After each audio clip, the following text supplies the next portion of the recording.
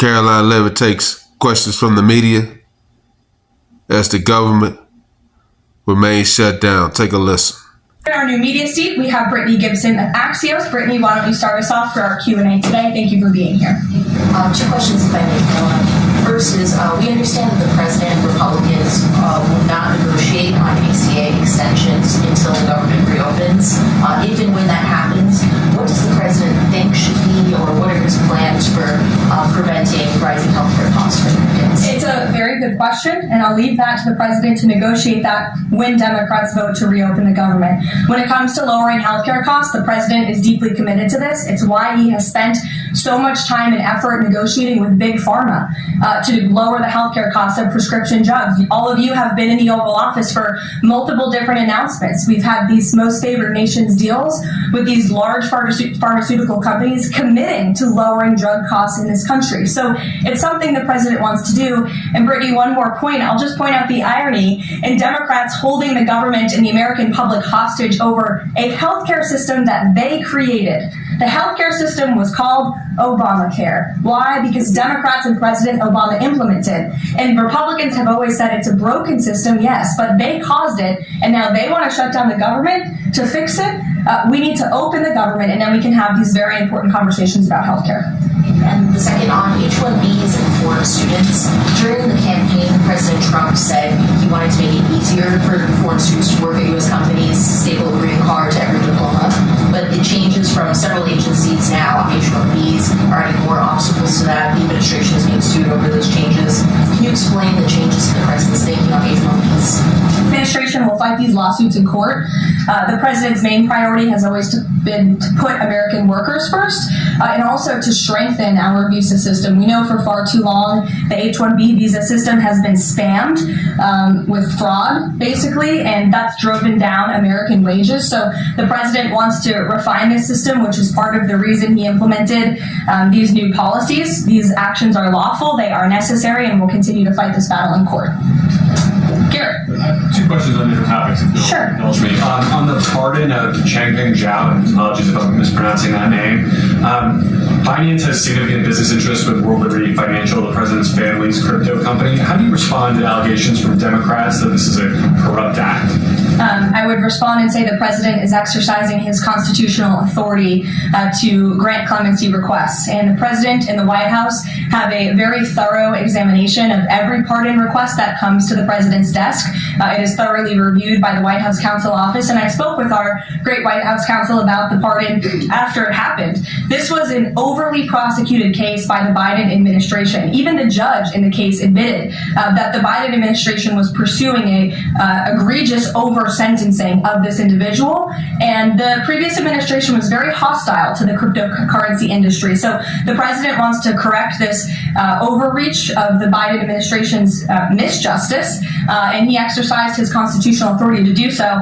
And to the Democrats, I would just say there's nothing more corrupt than what President Biden did on his way out the door, pardoning his extremely corrupt son and many of his associates. Immigration and another on Venezuela. It's being reported that the semi-truck driver suspected of killing 3 people in the DUI crash is an illegal immigrant who came in under the Biden administration. Do you know if California gave him a commercial driver's license? And then it also appears that California largely has not been cooperating with English proficiency standards. I'm wondering if the administration has any further plans to punish the state. Yes, I can confirm that California gave this individual a license, and it is something that the Department of Transportation has already looked into. I know Secretary Duffy, who's doing a phenomenal job, has spoken on this many times in the crackdown that the Department of Transportation is taking on these licenses that are wrongfully being issued to people who clearly do not deserve to uphold these positions. As for this case in California, on October 22nd, ICE lodged an immigration detainer for this individual following his arrest by local authorities in California on charges, as you know, of manslaughter while intoxicated and driving under the influence. He killed 3 people, and he first entered the United States in 2022, through the southern border, and he was released into our country by the previous administration. So now ICE has lodged a separate detainer for this individual, and these tragedies are following a disturbing pattern of these criminal illegal aliens being issued commercial vehicle licenses. And so, yes, the Department of Transportation is absolutely cracking down on that. I defer you to them for any specifics. Venezuela, President Trump has said Maduro doesn't want to mess with the United States, and this administration is continuing to position more military assets towards Venezuela. I'm wondering if the end goal of this narco-terrorist war is to implement a regime change in Venezuela. The president has spoken on that, Reagan, and I certainly won't get ahead of him. What we've made very clear is that this administration is not going to tolerate international narco-terrorist organizations from trafficking drugs into the United States. And these cartels over time have grown more armed, well-organized, and violent. They have financial means, sophistication, and capabilities needed to operate in the way this administration has. And they have illegally caused the deaths of tens of thousands of American citizens each year. So that's where we are right now with respect to Venezuela, but also any country that is sending purposefully illegal narco-terrorists to the United States of America to bring illegal drugs. Why don't we go in the back? The US and Colombia relationship right now is at one of its lowest points in decades. We heard what President Gustavo Petro had to say about President Trump. We heard yesterday the response from President Trump. Is there any kind of compromises or gestures from the Colombian president that President Trump would like to see in order to de-escalate the tensions? Is it possible a de-escalation? I don't think we're seeing de-escalation from the unhinged leader of Colombia right now, and I don't think the president, frankly, is interested in that at this point. He spoke on this yesterday, and I don't have anything to add to his comments. Go ahead, Kristen. Last week, President Trump announced that he had a productive call with Vladimir Putin. They scheduled a meeting in Hungary. Since then, he has canceled the meeting and he has imposed sanctions on Russia oil companies. Can you talk about what changed that led to this dramatic shift, or even just what occurred in the last week that got us from point A to point B? Sure. Look, the president has always maintained that he would implement sanctions on Russia when he felt it was appropriate and necessary. And yesterday was that day. I think the president has also long expressed his frustration with Vladimir Putin and, frankly, both sides of this war. And he's always said in order to negotiate a good peace deal, both sides need to be interested in a good peace deal. And he feels as though, unfortunately, from the Russian side as of late, he has not seen enough interest and enough action in terms of moving the ball forward towards peace. And so a meeting between these two leaders is not completely off the table. I think the president and the entire administration hopes that one day that can happen again, but we want to make sure that there's a tangible, positive outcome out of that meeting, and that it's a good use of the president's time. Of course, he's traveling to Asia next week. He has a number of events coming up here on the home front as well. He's been incredibly busy, as you all know. You're all tired from covering him and his movements every day, and so we want to make sure it's a good use of the president's time, and the president doesn't want to waste his time, and he said that. The call between the Secretary of State and Lavrov that led President Trump to believe that President Putin or the Russians did not want a peace deal. That was not the sole reason, no. I think the Secretary Rubio felt that was actually a productive call. But again, the president wants to make sure that a meeting between himself and President Putin will be a good use of his time. What exactly led to President Trump not believing after his call on Thursday, although he said he did think he wanted peace and wanted a peace deal, to believing that Russians were not? Again, the president wants to see action, not just talk. And I think the president is extremely motivated by the success of his peace deal in the Middle East to get things done. And he wants this war to come to an end. He's been saying it now for 9 months being in office, and he's grown increasingly frustrated with the lack of progress from both sides of this war. Thank you. Cattle ranchers who supported the president's election are concerned about how will Trump administration support those farmers? Look, the president hears those concerns. He addressed them yesterday himself. President loves our ranchers, and our ranchers love our president. And in fact, the president did a lot for them in his first term here. They are struggling because of the many horrible policies of the previous administration. President loves our ranchers, and he also loves American consumers, and he wants to do right by both. So the immediate solution to the problem of the rising cost of beef, president wants to bring that down, as we have to increase our supply. And so that's that's what he's doing with respect to these imports. The president also is looking out for our ranchers with a long-term plan that was released by the Secretary of Agriculture yesterday. It's a 3-part plan. It's very extensive and detailed. I would encourage all of you to read through it, but there's really 3 points to this plan that the president has agreed upon and has entrusted Secretary Rollins to implement. Number 1, strengthening U.S. cattle production through increased grazing access, endangered species reforms, enhanced disaster relief, increased access to capital, and reducing costs for new and young ranchers. We want to incentivize more Americans to get into this noble profession. Lowering long-term costs by cutting inspection costs, increasing market options for consumers with product of USA labeling, and ensuring consumers know that they are eating American beef. It's a good incentive for the American consumer. And lastly, growing the domestic herd while boosting long-term demand to reduce prices for consumers while growing the markets for our ranchers. So President hears them. He has to address both of these problems for the ranchers, but also for the American consumer. He promised to lower costs, and that's what he's committed to doing. Karoline, thank you. 2 questions not on the ballroom. The first is, there's a Democrat in Texas who's actually running for Congress who said last night during an interview when talking about fighting Republicans and this administration, quote, "If you hit me in my face, I'm not going to punch you back in your face. I'm going to go across your neck."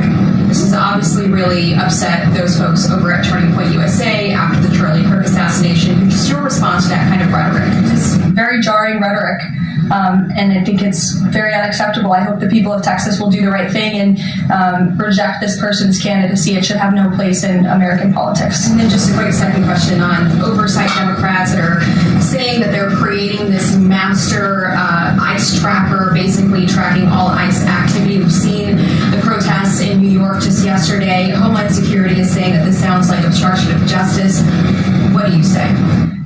Again, this is actively putting the lives of our ICE agents at risk. We've seen media outlets, in fact, in this room, also write stories about ICE tracker apps that Democrats and other left-wing activists have created to track the location of ICE agents on the ground in our communities. Again, I've said this repeatedly, and I will continue to say it. The men and women of ICE are outstanding people. I wish a Democrat on Capitol Hill would actually have the courage or the guts to stand up to their party and sit down with some of these men and women who are doing this incredibly difficult job of enforcing our federal immigration laws. They are, again, simply trying to enforce the law and do their jobs. And if Democrats spent a little bit more time understanding that and also focusing on the people who they are trying to get out of our country every single day. As I spoke about earlier, 3 innocent people in California are dead because an illegal alien who Democrats let into this country was wrongfully issued a trucker's driving license and clearly was not fit for the job because he was driving intoxicated and killed 3 innocent people. Democrats should focus a little bit more on that. Stop trying to fight this president and this administration on every turn and restore law and order. That's all that we and these brave men and women of ICE are trying to do. Mary. Thanks, Karoline. I have 2 questions, one on San Francisco and one on the No Kings protesters. On San Francisco, the president said that he had a call with the mayor and he was planning on surging there, but now because the mayor really wants to fix it up himself, they're going to do that. Is this what Trump hopes happens in pretty much every city?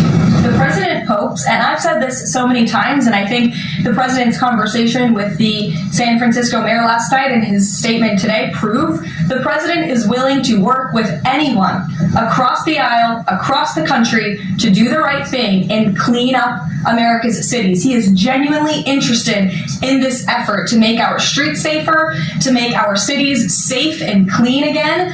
And he heard from the mayor last night who told him that he is going to earnestly try to make his city better on his own. The president heard him out. He said, okay, I'll give you a chance. We'll be watching, and if you need us, we are here. And if I feel as though you continue to fail your citizens, the federal government may have to step in. But we'll continue to watch San Francisco, and that law enforcement operation has now been paused. Thank you. And then on the No Kings protesters, I saw videos of people explicitly calling for violence against Stephen Miller, against the president, shirts saying we don't have enough assassins, calling for more political violence.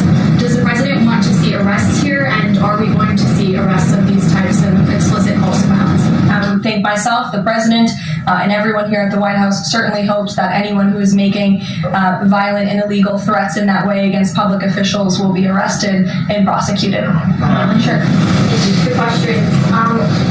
Would the president support the Senate ending the legislative filibuster to end the shutdown? This is something I haven't heard the president talk about much, so I don't want to speak on him for it. I'll let him answer that question himself. And do you have an update on the NASA administrator nominee?